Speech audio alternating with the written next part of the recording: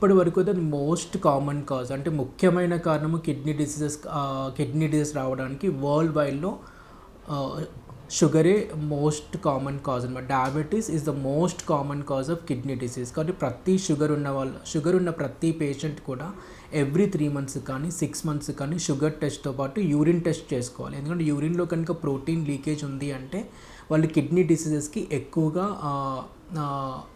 Prone ఉంటారు. కాబట్టి యూరిన్లో ప్రోటీన్ టెస్ట్ మనం కంపల్సరీ చేయించుకోవాలి.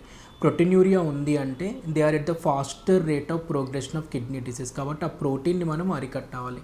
సో ప్రతి డయాబెటీస్ పేషెంట్స్ కూడా 3 నెలలకు ఒకసారి 6 నెలలకు ఒకసారి షుగర్తో పాటుగా ప్రోటీన్ లీకేజ్ ఎంత ఉంది యూరిన్లో అనేది కంప్లీట్ యూరిన్ ఎగ్జామినేషన్ తెలుస్తుంది. లేకపోతే యూరిన్ క్వాంటిఫికేషన్ తెలియాలి అంటే protein quantification, urine 24 hours protein leakage ఎంత ఉంది అని తెలుసుకోవాలి. ప్రోటీన్ లీకేజ్ ఉంటే కనుక ప్రోటీన్స్ అరికట్టడానికి మన దగ్గర మందులు ఉంటాయి. ఆ మందులు ఇస్తే కనుక మనం ప్రోటీన్ అరికట్టవచ్చు. కాబట్టి కిడ్నీ డిసీజ్ కూడా తొందరగా ప్రోగ్రెస్ కాకుండా మనం కాపాడుకోవచ్చు.